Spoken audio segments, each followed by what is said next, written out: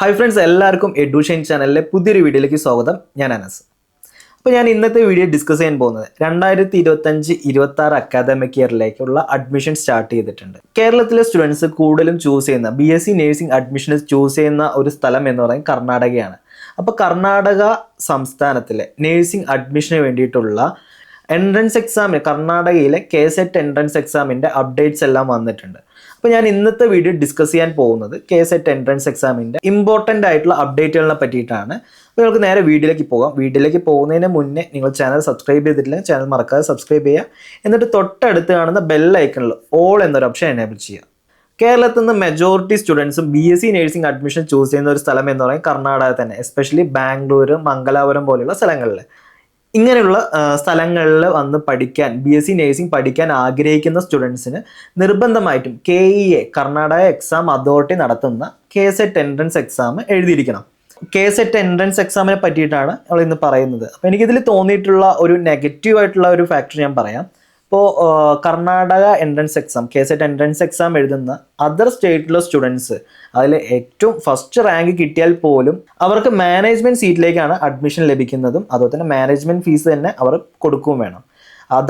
അതായത് first rank കിട്ടിയ കുട്ടിക്കും അതുപോലെ തന്നെ കർണാടകയിൽ ഒരു 100ാമത്തെ റാങ്ക് കിട്ടിയ കുട്ടിയാണെന്നുണ്ടെങ്കിൽ അവർക്ക് ഗവൺമെൻറ് സീറ്റും കിട്ടും. അതർ സ്റ്റേറ്റിലുള്ള കുട്ടിയാണെന്നുണ്ടെങ്കിൽ ഫസ്റ്റ് റാങ്ക് വാങ്ങിയിട്ടുള്ള കുട്ടിക്ക് മാനേജ്മെൻറ്റ് സീറ്റും. എനിക്കൊരു നെഗറ്റീവായിട്ടുള്ള ഒരു ഫാക്ടറായിട്ട് എനിക്ക് തോന്നിയിട്ടുണ്ട്. എനിവേ നമുക്ക് എന്തായാലും KSET എൻട്രൻസ് എക്സാമിൻ്റെ ഇമ്പോർട്ടൻ്റ് ആയിട്ടുള്ള ഡേറ്റുകളെ പറ്റിയിട്ട് നമുക്ക് നോക്കാം. അപ്പോൾ 2025 KSET എൻട്രൻസ് എക്സാമിൻ്റെ അപ്ലിക്കേഷൻ സ്റ്റാർട്ട് ചെയ്യുന്നത് ജനുവരി 23. 2025 ജനുവരി 23 അപ്ലിക്കേഷൻ സ്റ്റാർട്ട് ചെയ്യുന്നത്. അതിൻ്റെ ലാസ്റ്റ് ഡേറ്റ് എന്ന് പറയുന്നത് അപ്ലിക്കേഷൻ്റെ ലാസ്റ്റ് ഡേറ്റ് എന്ന് പറയുന്നത് ഫെബ്രുവരി 21 ലാസ്റ്റ് ഡേറ്റ് വരുന്നത്. കർണാടകയിൽ BSc നേഴ്സിംഗ് അഡ്മിഷൻ നോക്കുന്ന ഏതൊരു സ്റ്റുഡൻറ്റും ഈ ഒരു ലാസ്റ്റ് ഡേറ്റ് ഫെബ്രുവരി 21 ആകുമ്പോഴേക്കും അപ്ലിക്കേഷൻ ഫില്ല് ചെയ്യുക. ഓക്കെ, നമുക്ക് ഇനി അടുത്തത് എൻ്റെ കർണാടക എൻട്രൻസ് എക്സാമിൻ്റെ admit card means hall ticket expecting date എന്ന് പറയുന്നത് ഏപ്രിൽ 7 എക്സ്പെക്റ്റ് ചെയ്യുന്നത്. എക്സാം ഡേറ്റ് വരുന്നത് ഏപ്രിൽ 16, 17 ഈ 2 ദിവസങ്ങളിലായിട്ടാണ് നിങ്ങളുടെ എക്സാംസ് നടക്കുന്നത്. എക്സാം നടക്കുന്നത് നിങ്ങൾ കർണാടകയിൽ ഏത് സ്ഥലമാണ് ചൂസ് ചെയ്യുന്നത് അവിടെ വെച്ചിട്ടാണ് നിങ്ങളുടെ എക്സാംസ് നടക്കുന്നത്. ഓക്കെ, പിന്നെ അടുത്ത ഇമ്പോർട്ടൻ്റ് ആയിട്ടുള്ള ഡേറ്റ് ആണ് നിങ്ങളുടെ ആൻസർ കീ. നിങ്ങളുടെ പ്രിലിമിനറി ആൻസർ കീ വരുന്നത് ഏപ്രിൽ 30 നിങ്ങൾ എക്സ്പെക്റ്റ് ചെയ്യുന്നത്. അതുപോലെ തന്നെ ഫൈനൽ ആൻസർ കീ വരുന്നത് 10 മെയ് 10 നിങ്ങളുടെ ഫൈനൽ ആൻസർ കീ വരും. അപ്പോൾ നിങ്ങൾക്ക് ഏകദേശം നിങ്ങൾ എത്രത്തോളം മാർക്ക് സ്കോർ ചെയ്തിട്ടുണ്ട് എന്നുള്ളത് നിങ്ങൾക്ക് അറിയാൻ പറ്റും. നിങ്ങളതിൻ്റെ KSETൻ്റെ റിസൾട്ട് നിങ്ങൾക്ക് ഏകദേശം മെയ് 25 നിങ്ങൾക്ക് വരും. ഞാൻ ഈ ഒരു ഡേറ്റ് പറഞ്ഞത് ആൻസർ കീയും അതുപോലെ തന്നെ എക്സാമിൻ്റെ റിസൾട്ട് എല്ലാം പറഞ്ഞത് കഴിഞ്ഞ വർഷത്തെ ഡേറ്റ് കമ്പയർ ചെയ്തിട്ടാണ്. KEA ഇതുവരെ അത് അപ്ഡേറ്റ് ചെയ്തിട്ടില്ല. അപ്പോൾ നിങ്ങളുടെ എക്സാം ഡേറ്റ് എന്ന് പറയുന്നത് ഏപ്രിൽ 16, 17 ഈ 2 ദിവസങ്ങളിലായിട്ടാണ് എക്സാം നടക്കുന്നത്. ഏപ്രിൽ 16 ഫിസിക്സ്, ഫിസിക്സ് വന്നിട്ട് 10:30 തൊട്ടിട്ട് 11:50 വരെയും അതുപോലെ തന്നെ കെമിസ്ട്രി വന്നിട്ട് 2:30 തൊട്ടിട്ട് 3:50 വരെയാണ് കെമിസ്ട്രി എക്സാം നടക്കുന്നത്. പിന്നെ 17 വന്നിട്ട് 10:30 തൊട്ടിട്ട് 11:50 വരെ മാത്സും അതുപോലെ തന്നെ 2:30 തൊട്ടിട്ട് 3:50 വരെ ബയോളജി. BSc നേഴ്സിംഗ് നോക്കുന്ന ഒരു കുട്ടിക്ക് മാത്സ് നിർബന്ധമല്ല, എന്നിരുന്നാലും നിങ്ങൾ അറ്റൻഡ് ചെയ്യാം. കാരണം നിങ്ങൾ ഫീസ് എല്ലാം പേയ്മെൻറ്റ് ചെയ്തിട്ടാണ് ഈ എക്സാം എഴുതുന്നതുകൊണ്ട് ഒരു നഷ്ടവുമില്ല. KSET എൻട്രൻസ് എക്സാമിൻ്റെ എലിജിബിലിറ്റി നോക്കുകയാണെന്നുണ്ടെങ്കിൽ +2 മിനിമം 45% മാർക്ക് വേണം, അതും ബയോളജി സയൻസ് ആയിരിക്കണം. അതുപോലെ നിങ്ങൾ അപ്ലിക്കേഷൻ ഫില്ല് ചെയ്യുന്ന സമയത്ത് കറക്റ്റായിട്ട് ശ്രദ്ധിച്ചിട്ട് ഫില്ല് ചെയ്യുക. കാരണം ഒരുപാട് ക്ലോസുകൾ അതിലുണ്ട്.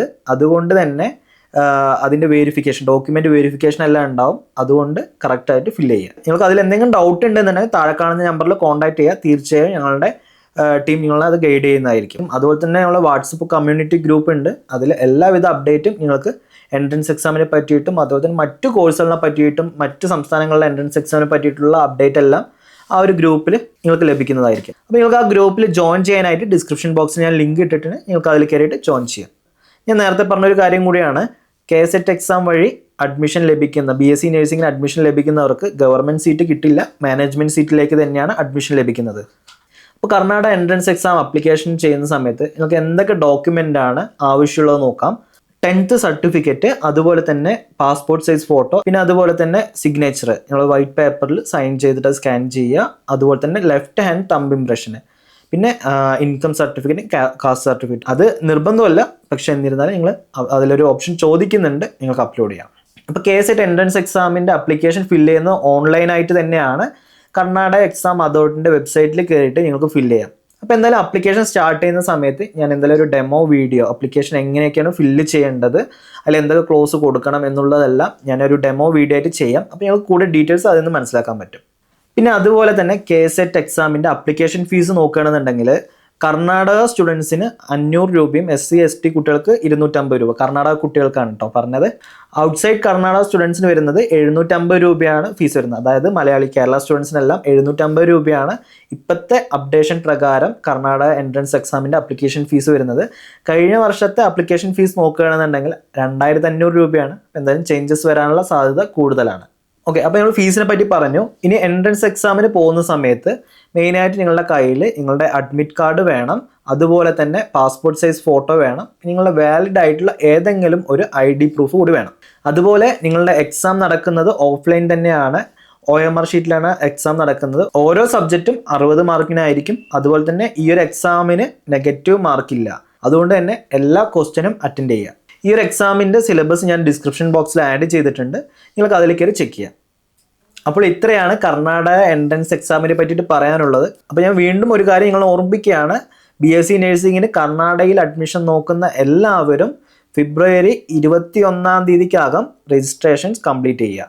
അപ്പോൾ കർണാടക എൻട്രൻസ് എക്സാമിനെ പറ്റിയിട്ടും അതുപോലെ തന്നെ മറ്റു സംസ്ഥാനങ്ങളിലുള്ള എൻട്രൻസ് എക്സാം അതുപോലെ തന്നെ കോളേജുകളെ പറ്റിയിട്ടും കോഴ്സുകളെ പറ്റിയിട്ടും എന്തെങ്കിലും ഡൗട്ട് ഉണ്ടെന്നുണ്ടെങ്കിൽ നിങ്ങൾ തീർച്ചയായിട്ടും താഴെ കാണുന്ന നമ്പറിൽ കോൺടാക്ട് ചെയ്യാം. അതുപോലെ തന്നെ താഴെ ഞാൻ എൻ്റെ വാട്സപ്പ് കമ്മ്യൂണിറ്റി ഗ്രൂപ്പിൻ്റെ ലിങ്ക് ഞാൻ ഡിസ്ക്രിപ്ഷൻ ബോക്സിൽ ആഡ് ചെയ്യുന്നുണ്ട്, നിങ്ങൾക്ക് അതിൽ കയറി ജോയിൻ ചെയ്യാം. അതിൽ എല്ലാവിധ കോഴ്സുകളെ പറ്റിയിട്ടും അതുപോലെ തന്നെ എല്ലാവിധ എക്സാമിനെ പറ്റിയിട്ടുള്ള അപ്ഡേഷൻസ് കാര്യങ്ങളെല്ലാം അപ്ഡേറ്റ് ചെയ്യുന്നതായിരിക്കും. അപ്പോൾ ഞങ്ങൾക്ക് ഇനി പുതിയൊരു വീഡിയോ ആയിട്ട് കാണാം. ബൈ.